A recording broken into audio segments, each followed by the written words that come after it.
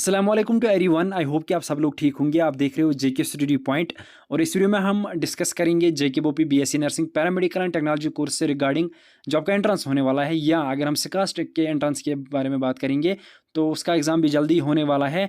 तो हमने इसके रिगार्डिंग एक एमसीक्यू सीरीज स्टार्ट की थी, तो उसी का तीसरा पार्ट आज हम लेके आए आपके साथ तीसरे चैप्टर के लिए। ऑलरेडी हमने 2 चैप्टर्स डिस्कस किए हुए हैं, उनके जो इंपॉर्टेंट एमसीक्यूज़ हैं वो हमने ऑलरेडी डिस्कस किए हुए हैं हमारी चैनल पे। उन वीडियोज़ की लिंक मैं डिस्क्रिप्शन में दे दूँगा, वो आप वॉच आउट कर सकते हो हमारी चैनल से। तो सबसे पहले आप सब लोगों से रिक्वेस्ट रहेगी कि अगर आपने अभी तक हमारी चैनल को सब्सक्राइब नहीं किया है, सब्सक्राइब ज़रूर करना। इसके अलावा मैं आपको बता दूं कि आप हमारे साथ व्हाट्सएप टेलीग्राम पे जुड़ सकते हो, लिंक डिस्क्रिप्शन में दी हुई है, ज्वाइन ज़रूर करना। और इस पीडीएफ की लिंक मैं वहाँ पे दे दूंगा और आंसर कीज़ भी वहीं पे प्रोवाइड करूंगा, तो ज्वाइन ज़रूर करना। तो चलिए हम पहला क्वेश्चन यहाँ पे स्टार्ट कर लेते हैं। आर्टिफिशियल सिस्टम ऑफ क्लासिफिकेशन किस पे बेस करता है? इसका जो सही आंसर है वो है B part, vegetative characteristics of superficial morphological characters. अगर हम क्वेश्चन नंबर सेकंड की बात करेंगे, Linnaeus artificial system of classification is based on, तो यहाँ पे लीनियस की जो आर्टिफिशियल क्लासिफिकेशन सिस्टम है वो किस पे बेस करती है? इसका सही आंसर रहेगा एंडोशियम स्ट्रक्चर। उसके बाद अगर हम बात करेंगे giving equal weightage to vegetative and sexual characteristics is drawback of, तो यहाँ पे आपको ये बताना है कि अगर हम इक्वल वेटेज देंगे vegetative and sexual characteristics in drawback, उसका ड्रॉबैक क्या रहेगा? तो क्वेश्चन नंबर थर्ड का जो सही आंसर है वो है A part, artificial systems of classification.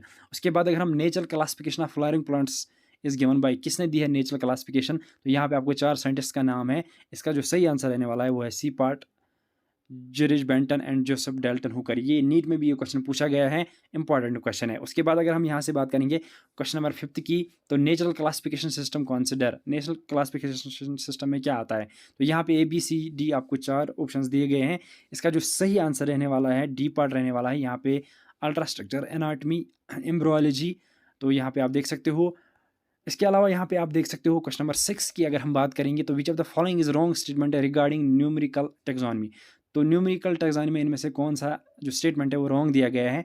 तो यहाँ पे आपके पास 4 ऑप्शंस हैं, तो इसका जो सही पार्ट है मैं आपको बता देता हूँ, C part, it considers mainly chemical constituents of plants.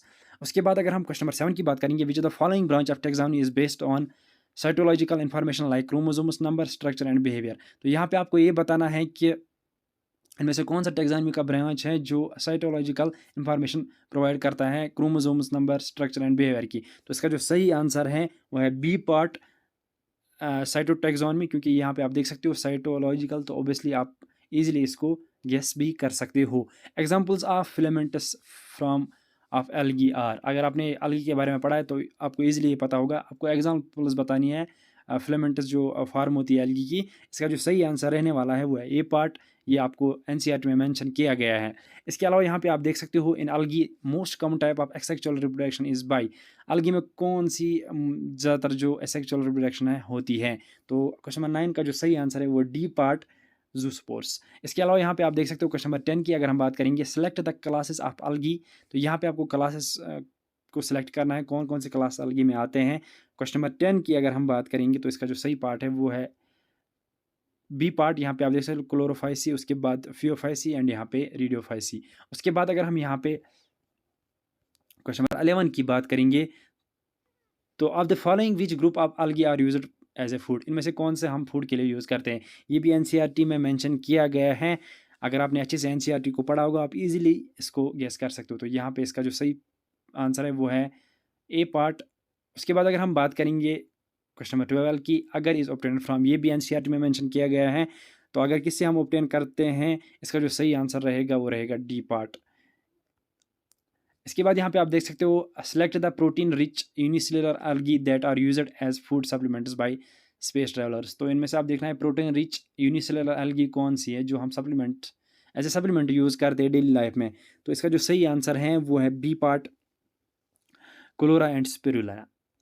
Algin and carrageenan are hydrocolloids, water holding substance produced from, जो algae and carrageen है वो किससे हम प्रोड्यूस करते हैं? यहाँ पे आपको बताना है रेड algae, ब्राउन algae किससे करते हैं।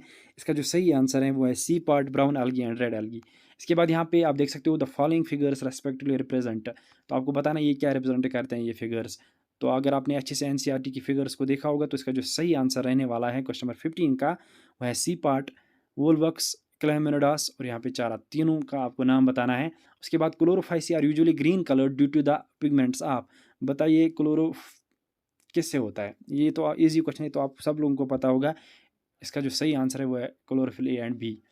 विच of the following statements is wrong regarding green algae? तो उनमें से ग्रीन एल्गी के रिगार्डिंग कौन सी स्टेटमेंट रॉन्ग है? ग्रीन एल्गी के बारे में अगर आपने पढ़ा होगा इजीली आप गेस कर सकते हो। इसका जो सही आंसर है वो है डी पार्ट। उसके बाद अगर हम बात करेंगे इन क्लोरोफाइसी सेक्सुअल रिप्रोडक्शन इज, तो क्लोरोफाइसी में जो सेक्सुअल रिप्रोडक्शन है वो किस में होती है, कैसे होती है, यहाँ पे आपको ये बताना है कैसे होती है।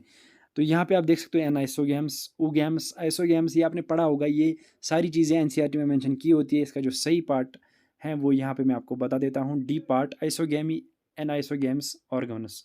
उसके बाद अगर हम बात करेंगे given below are some statements regarding phaeophyceae, one of the statements is false, speak out. तो यहाँ पे आपको बताना है कि जो स्टेटमेंट्स दिए गए हैं फियोफाइसी के रिगार्डिंग, इनमें से फॉल्स कौन सा है। तो इसका जो सही आंसर रहने वाला है क्वेश्चन नंबर 19 का B part, food storage at flowed storage, यहाँ पे गलत दिया गया है। उसके बाद क्वेश्चन नंबर 20 की बात करेंगे तो फिगर दी गई है, आपको नाम बताना है एक एक फिगर का।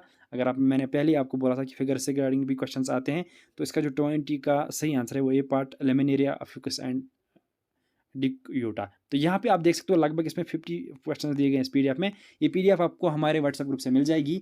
बाकी मैं आपको बता दूँ ये पार्ट 3 है, पार्ट 4 का आप वेट कीजिए, वो भी जल्दी आ जाएगा।